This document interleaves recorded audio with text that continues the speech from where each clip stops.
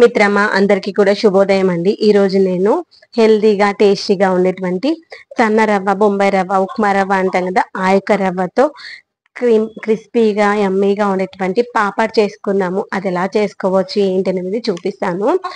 ఇది పక్కా కొలతలతో చేసుకున్నామంటే మనకి బయట కొనేటువంటి పాపడ్స్ ఉంటాయి కదా, సేమ్ అలానే వస్తాయి అనమాట. చిన్నదైనా మనం ఆయిల్లో వేస్తే పెద్దగా పొంగుతుంది చూడండి. ఇలా మనం ఇంట్లోనే చేసుకుంటే ఆ యొక్క టేస్ట్ డిఫరెంట్ గా ఉంటుంది, కొంచెం బాగుంటుంది. అయితే ఈ యొక్క పాపడ్స్ ని ఎలా చేసుకోవచ్చు, ఏంటి మెజర్మెంట్స్ ఏంటో చూసేద్దాం. చూసే ముందు చిన్న రిక్వెస్ట్ అండి, నా యొక్క ఛానల్ చూస్తున్నారు కానీ సబ్స్క్రైబ్ చేసుకోవట్లేదబ్బా, ప్లీజ్ సబ్స్క్రైబ్ చేసుకుని సపోర్ట్ చేస్తారని ఆశిస్తున్నాను. ఇక్కడ మనం సన్న రవ్వ అంటాం కదా, దాన్ని ఉప్మా రవ్వ అంటారు, బొంబాయి రవ్వ అంటారు.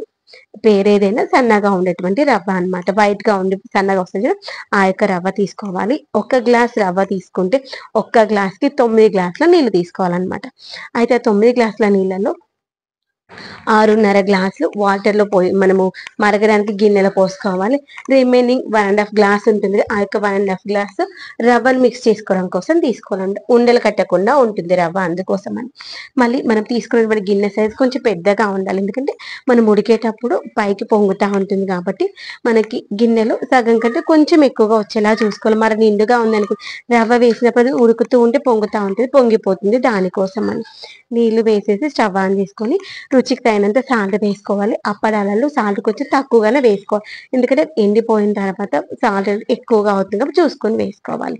సాల్ట్ వేసేసుకున్న తర్వాత ఎండుమిర్చి ఉంటుంది కదా, దాన్ని మిక్సీ పట్టుకుంటే కచ్చపచ్చగా వస్తుంది కదా, అప్పుడు దాన్ని ఈ యొక్క మరిగే నీళ్ళలో వేసుకున్నాం అనుకుని మనకు పాపడ్స్ కి టేస్ట్ బాగుంటుంది. కారం వేస్తే ఆ టేస్ట్ రాదు.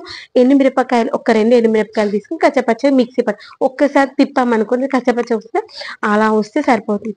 అలా వేసేసి నీళ్లు మంచిగా మసలనివ్వాలి. సలసలా మసులుతూ ఉన్నప్పుడు ఈ యొక్క రవ్వలో మనం మిగిలినటువంటి 1.5 గ్లాస్ వాటర్ అవి వేసేసుకొని కలిపేసి ఈ యొక్క మరుగుతున్న వాటర్ లో వేసి మంచిగా కలుపుతా ఉండాలి. స్టార్టింగ్ ఒక 2-3 నిమిషాలు మూత పెట్టేసుకోవచ్చు, ఎందుకంటే అది ఉడుకు రావాలి, అది ఉడకాలి కదా, కాబట్టి మూత పెట్టేసుకుని తొందరగా వేడవుతుంది, అందుకోసం. అంతే.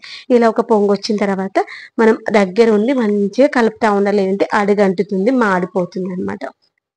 ఫ్లేమ్ పెద్దగా పెట్టుకున్నా పర్లేదు, కలుపుతా ఉండాలి. తర్వాత తుక్క పైకి ఉడుకుతా వస్తుంది చూడండి, అప్పుడు మాత్రం స్టవ్ బంద్ చేసుకో, మనం చిన్నగా పెట్టేసుకోవాలి. ఇదేంటిది కన్సిస్టెన్సీ ఇంకా కొంచెం ఉడకాలి, ఎందుకంటే మరీ బాగా గట్టిగా ఎందుకు, చల్లగా అయిన తర్వాత ఇంకా గట్టిగా అవుతుంది. అందుకని ఇంకొక 2-3 నిమిషాలు ఉంచేసుకొని స్టవ్ బంద్ చేసుకుందాం. స్టవ్ బంద్ చేసుకొని చల్లారనివ్వాలి.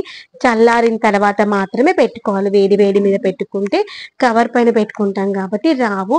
క్లాత్ పైన కూడా పెట్టుకుంటారు కొంతమంది, కానీ ఇవి క్లాత్ పైన కంటే కూడా కవర్ పైన అయితే మంచిగా వస్తుంది.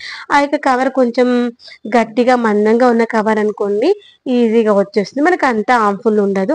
తర్వాత మనం తీసుకున్నటువంటి కవర్ కి ఎలాంటి కలర్స్ కానీ ప్రింట్స్ కానీ అలాంటివి ఏమీ ఉండదు. అలా కలర్స్ కానీ ప్రింట్స్ కానీ ఏమైనా ఉన్నాయనుకోండి, మనం వేసుకున్నటువంటి అప్పడాలకి ఆ యొక్క కలర్ అనేటువంటి వస్తుంది, గుర్తుపెట్టుకోండి. తర్వాత చల్లారిన తర్వాత మనము ఒక కవర్ వేసుకొని డాబా పైన పెట్టుకుంటే మంచిగా వస్తుంది. మనకు ఒకవేళ సమ్మర్ లో పెట్టుకున్నట్లయితే ఇంట్లో నీడకి ఫ్యాన్ గాలికి పెట్టుకున్నా ఆరిపోతాయి, సన్నగానే ఉంటాయి కాబట్టి. కానీ మిద్దె పైన అయితే ఈజీగా అయిపోతుంది, నీకు ఆప్షన్ లేనప్పుడు తప్పదు కదా.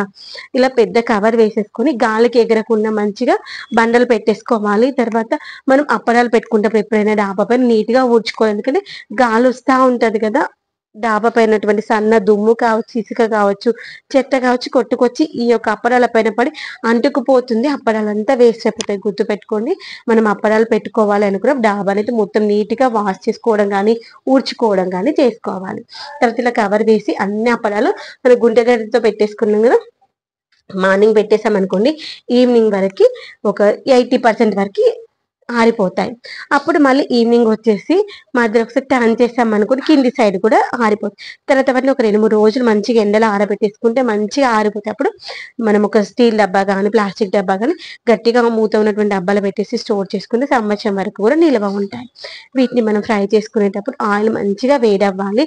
ఆయిల్ మంచిగా వేడిన తర్వాత ఒక్కొక్క పాపడ్ వేసేసి ఇలా మనం స్పూన్ తో ప్రెస్ చేసామనుకోండి, సేమ్ మనకి పాపడ్స్ వచ్చినట్టే వస్తాయి. వీటిని మనం పప్పుచారు, సాంబార్ అలాంటివి చేసుకున్నప్పుడు తినొచ్చు. పిల్లలకి ఈవినింగ్ టైంలో ఏమైనా స్నాక్స్ లేవు తినడానికి అన్నప్పుడైనా చేసి ఇవ్వచ్చు. ఎంతమందికి ఇష్టం మీకు ఇలా మనము ఉప్మా రవ్వతో చేసుకున్నటువంటి పాపడ్స్ అంటే కామెంట్ సెక్షన్ చెప్పడం మర్చిపోయి. నాకైతే చాలా ఇష్టం అనమాట. ఏదైనా మనం